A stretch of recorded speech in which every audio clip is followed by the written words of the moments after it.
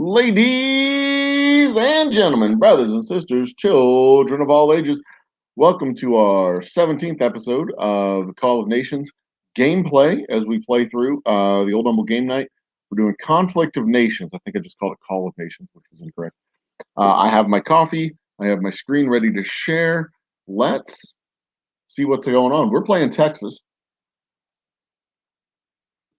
And as you can see in the description, it's been about 5 days since I've joined, since I've recorded a stream, at least 5 days since I've recorded a stream, and a whole lot has gone on in the background. Let's make this full screen and wander through what's going on.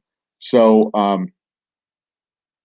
down here, I've upgraded my tanks to main battle tanks. We are playing footsie over here with Nuevo Leon over Reynosa. He made a little bit of an incursion several turns back into South Texas. I pushed him back and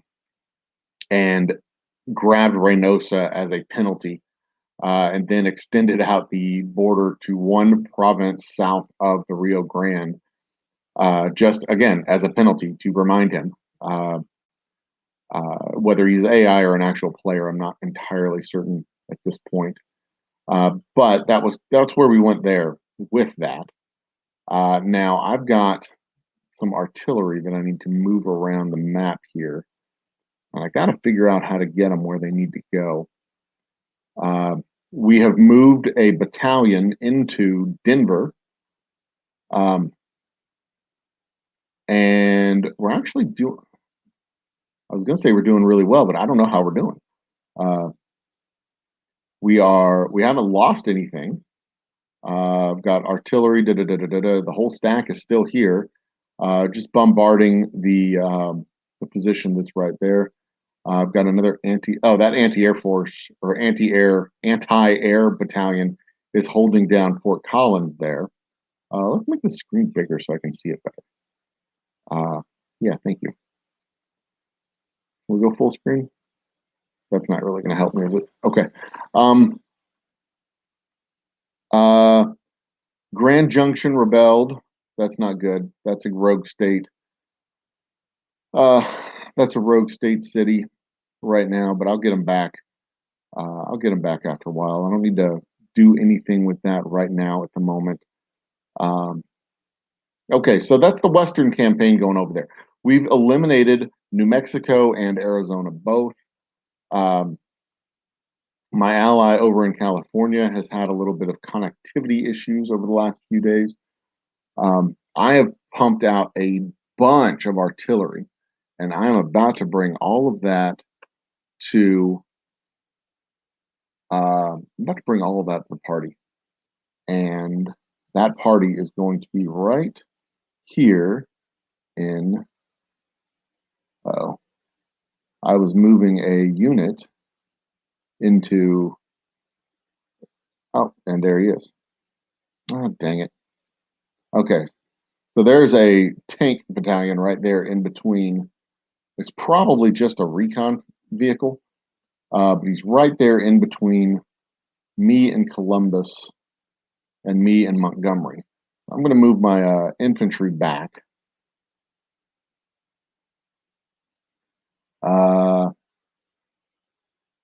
Yeah, this is the one that I'm looking for right here. I had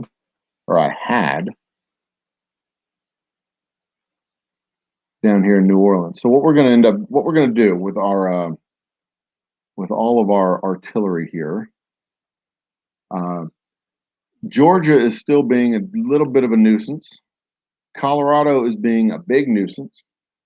Our friends over here in Iowa are being a moderate nuisance. We have a rogue state that decided it wanted to be a nuisance in New Orleans. And I don't like that so much. So what we're going to do is we're going to take New Orleans back, and I'm going to hold New Orleans for a while and get New Orleans to calm down. There's also this little mess down here with Florida, where he's got one recon vehicle just sitting there on the edge, and I'm going to have to take care of him. So We have pushed back Iowa.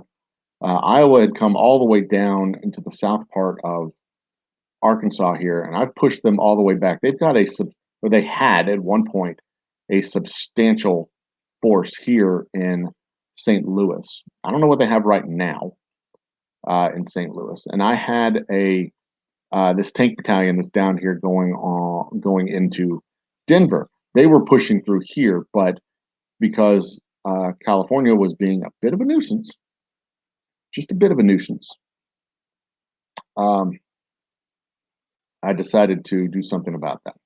So I'm also I'm going to focus a lot of my energy here over the next few turns into pushing Denver or pushing Colorado back into a little spot so that they can stop being a nuisance.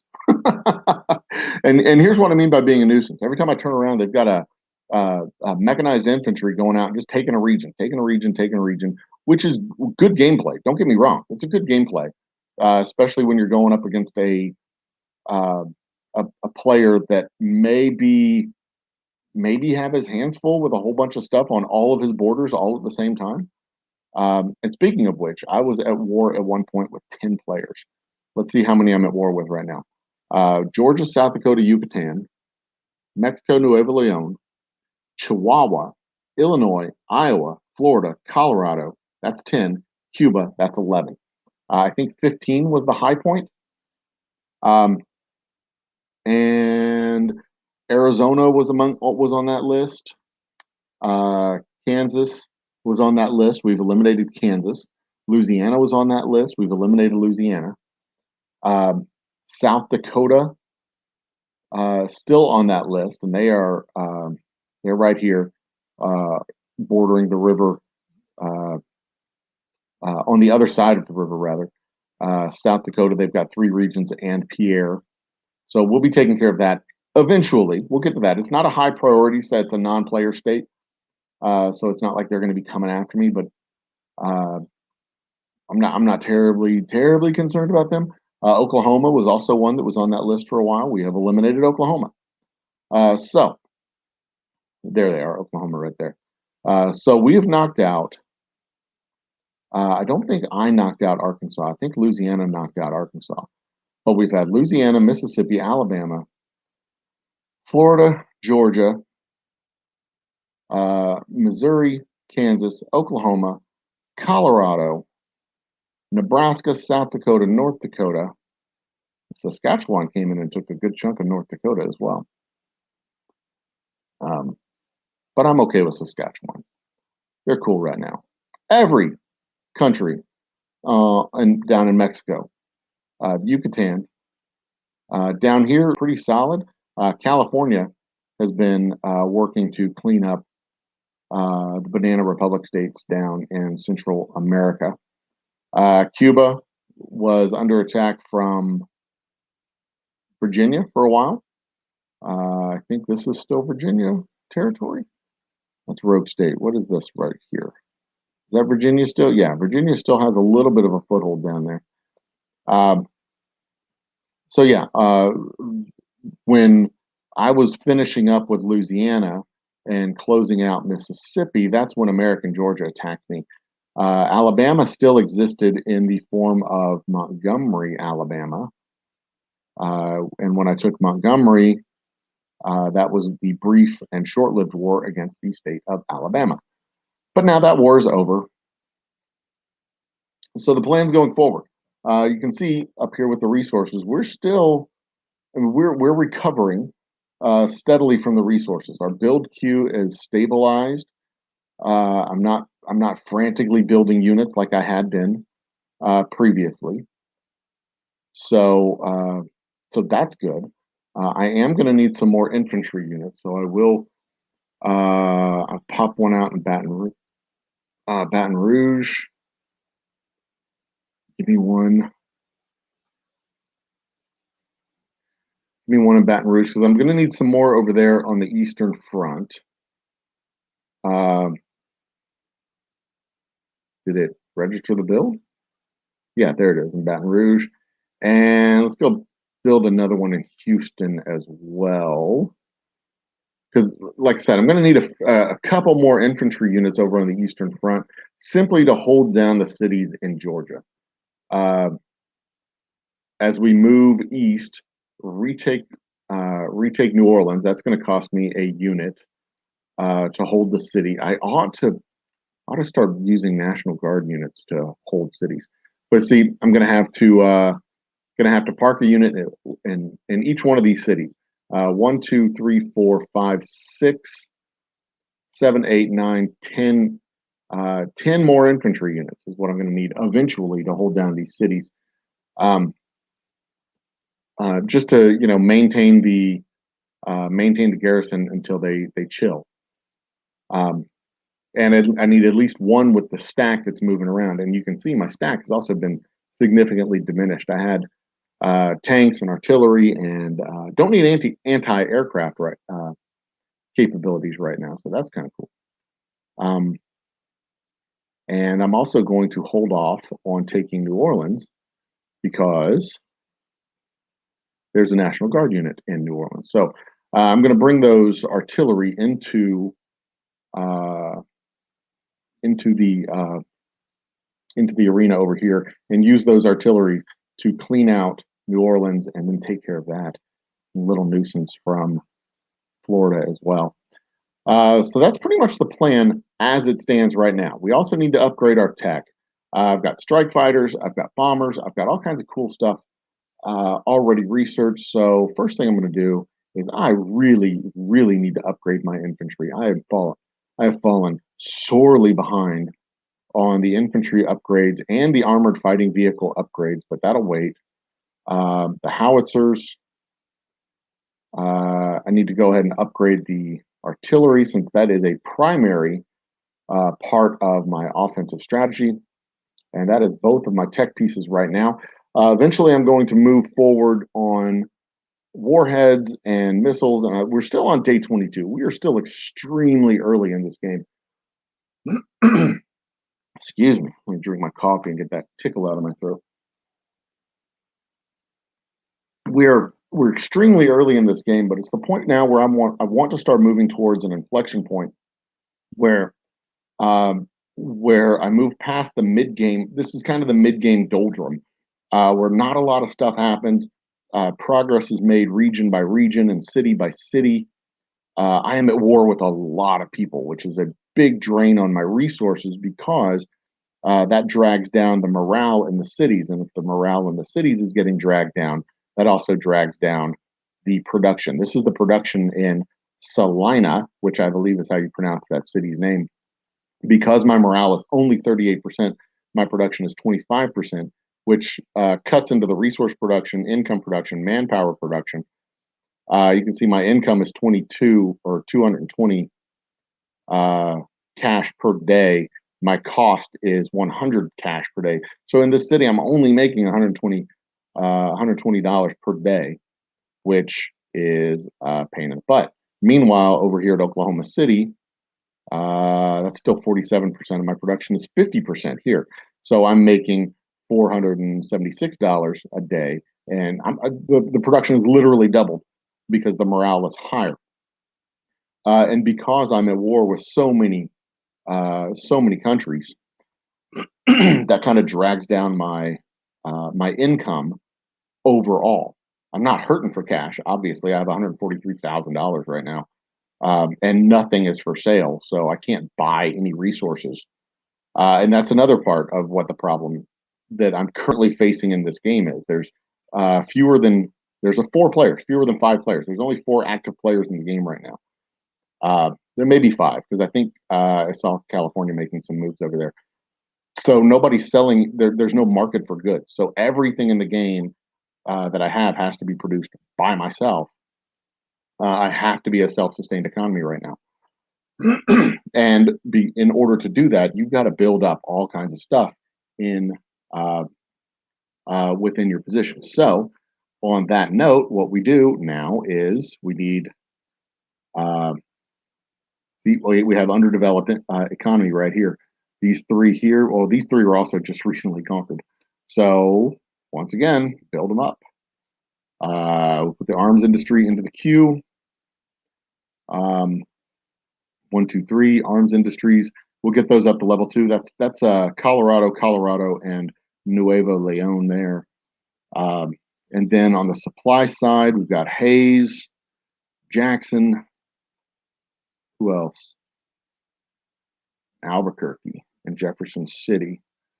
Hayes, Jackson, Jefferson City, and Albuquerque. All three of these guys also need an arms industry. So we'll get all these things into the queue, and the economic work will continue apace. And our rare materials is lagging as usual. We'll throw these guys into the mix. And see this stage of the game, this mid game doldrum section, where just everything takes 3-4 days to produce economics, produce all this stuff. It's tedious to say the very least. And this, we haven't been spending any gold in this game. We're letting the game progress as it normally would.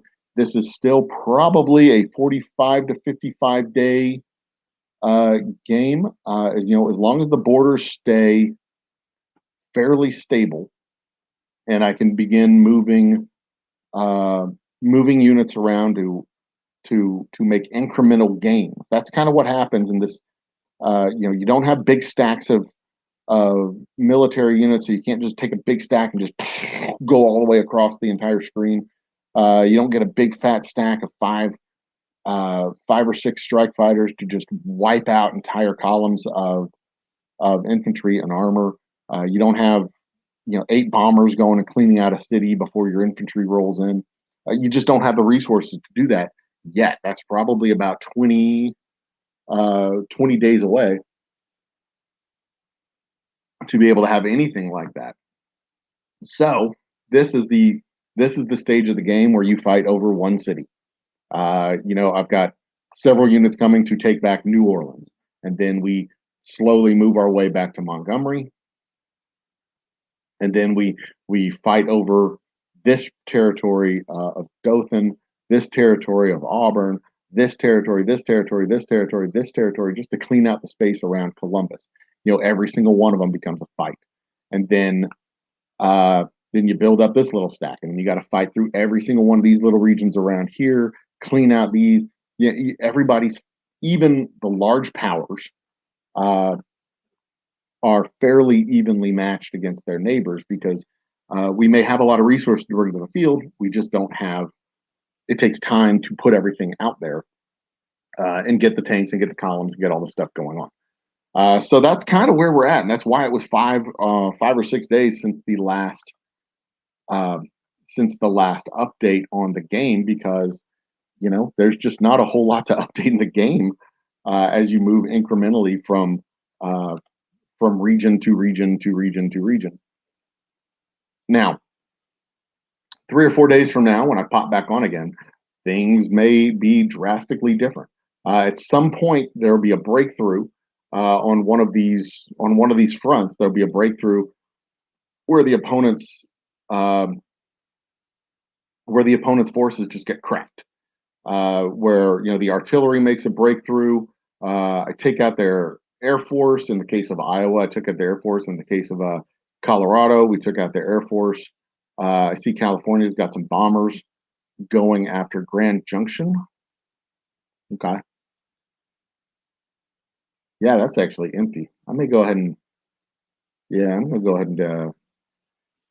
send infantry over there to take Grand Junction. Since Grand Junction is empty, based on the eyes I have in the sky from my friend over here in California, there is a recon battalion for Colorado sitting in my territory, but that's fine. They don't worry me that much. See, he's sitting on Arizona and just holding that territory, which is a great way to go, because it increases the morale, it increases your production, and it makes it easier for you to move on to the next thing. I choose, in this particular game, I probably jumped out and tried to gobble up too much territory all at once. I'm playing another game where I'm California, and I'm being much more judicious about it than trying to only be at war with one state at a time. And it's working out pretty well. It's another game that I've chosen to forego using gold. Uh, and as long as my neighbors do the same thing, we'll be able to have a nice clean game. And again, gold is part of the gameplay.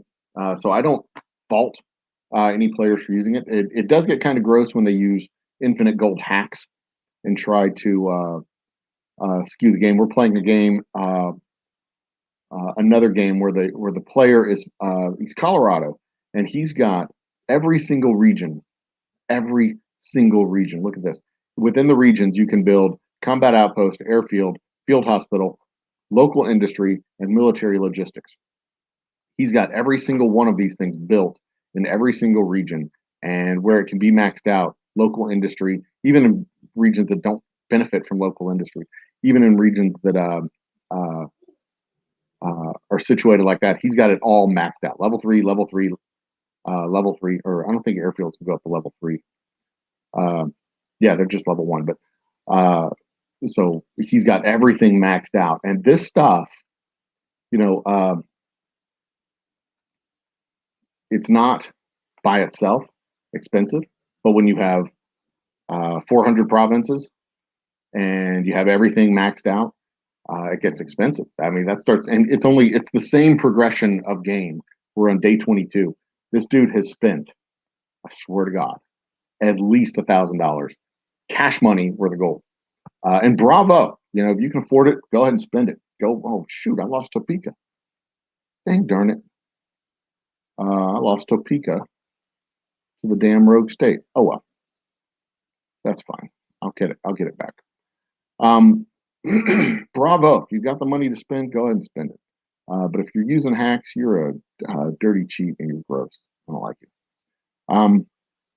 And that was the game where we rallied the whole map. We tried to fight against him. Uh, we rallied the whole map to try and fight against him. But man, when you've got infinite gold, you can pretty much impose your will on anybody. You can build whatever you want, speed up the build. Go to your research and speed up the research. Get everything just. And there's no way to fight against that. But you can't lose. You can't lose because you've got literally infinite resources. But bravo! I mean, if you spend the money, good for you. If you spend the time on Google and get the hacks, then you suck. You suck a lot. You make the whole thing unfun. But enough of that. That's one of the reasons why I try to limit. If for sure limit. Well, one thing because I don't have infinite amount of money. Limit the amount of gold, but also just to make it balanced and fair for the whole game. Plus, when you're spending gold, where it's most effective is early game, like the first 10 days when nobody has any resources, nobody has any units, nobody has anything. You can pump out, throw in a little bit of gold, throw a little cash at the game. You can get yourself a quick lead with hardware and units and build yourself up a buffer against everybody else. But unless somebody else is willing to match you dollar for dollar and go coin for coin, it's really hard to catch up. Once somebody has that lead, it's really hard to catch up, and that's why when I play these games, those first 5 days, just being as aggressive as possible. That's usually the strategy that I go for. Is just be aggressive as possible. Jump out and grab up as many non-player states as you possibly can, and then knock out a player. If you can do that in the first 5 to 10 days, you'll have built yourself a nice lead, and it's really, really, really hard at that point because you've got resources coming in, you've got land, you've got position. It's really hard to overcome that as long as you play from there forward smart and don't get yourself into a position where you're going to get knocked out by a player that didn't start off quite so aggressively. Because you can stretch yourself pretty thin, kind of like I did. When I went all the way up through the central states, Excuse me.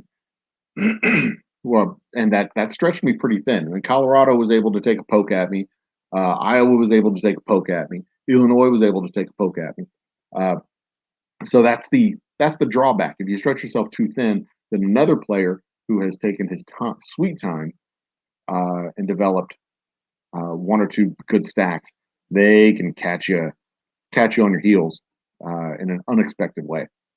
Uh, so there you go. That's two different strategies right there, two different philosophies. Now later on in the game, when you're looking at in-game processing, uh, you know, throwing a little bit of gold at the game, I think it takes a lot more gold towards the end of the game to make a difference than it does at the beginning of the game. At the beginning of the game, you can build up a couple of either buy cash and buy up resources, or just straight go for the resources and give yourself a little boost at the beginning of the game, or just speed up the production of units. You can take 12 hours off the production of a unit. So uh, I think a little bit of gold at the beginning of the game gives you a little bit more of an advantage.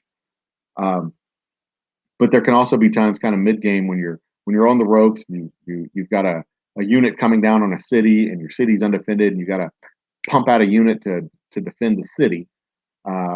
Drop a little bit of cash, build that unit real fast, so all of a sudden you have a garrison in the city, and then you're safe. I've seen that happen both ways, where I've been bearing down on a city, and all of a sudden he comes up with three tanks. Comes up with three tanks literally out of nowhere, and now you have to deal with the armor, because they've just spent 15,000 gold coins to fabricate an army that can hold a city against your oncoming horde. But that's enough of that. I think we're going to call this one a day. We've got our tech moving. We've got our build queue done. And if you'll note, in the build queue, I don't have any units. It's all, you see, this would be a situation where I would be very, very, very tempted to jump in and build and get some uh,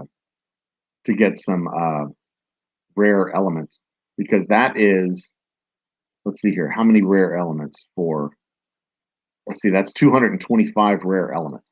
So it's going to take, I'm producing 70 an hour. So it's going to take 7 hours for each one of these arms industries to begin production. So 73 hours for each one to begin production. That represents 3 hours worth of production. So I'm going to end up removing several of them from the mix. 1, 2, I've got 10. So that's going to be 30 hours. That's going to be a full day's worth of rare earth production. 30 hours, a day and change of rare earth production. So this would be one of those situations where it would be a strategic point to just go ahead and say, you know what, we'll move forward in time by a half day and grab 4,000 rare earth. I'm not going to bother with that. I can be patient with this right now, because there's only 4 players left in the game. I'm not under any critical attack. We can just deep breath, be patient, let the game function, roll forward. And then we'll be back in a few days to see how things have progressed. I'll have moved my units around, and we will. Hell, I might be occupying Atlanta by the time I come back. We shall see. All right, guys, gals, ladies and gents, brothers and sisters, children of all ages, thanks for tuning in and catching the 17th episode of the Old Humble Game Time. We will see where the map takes us next. We're still at war with 11 states. I'm hoping to knock out one of those wars at some point in the very, very near future. Maybe the war with South Dakota, or someone. We'll see. Maybe Colorado will get it, or possibly Georgia. We'll see. We'll just have to see how it goes. So it'll be 2 or 3 days before I log back in. Cheers. And oh wait, we got a comment. Who's talking? Hey, Groovy, my brother from Georgia. Not Georgia. I'm looking at Georgia on the map over there in San Antonio. Cheers, my man. We're done. Good night. Be awesome to each other. Talk to you later.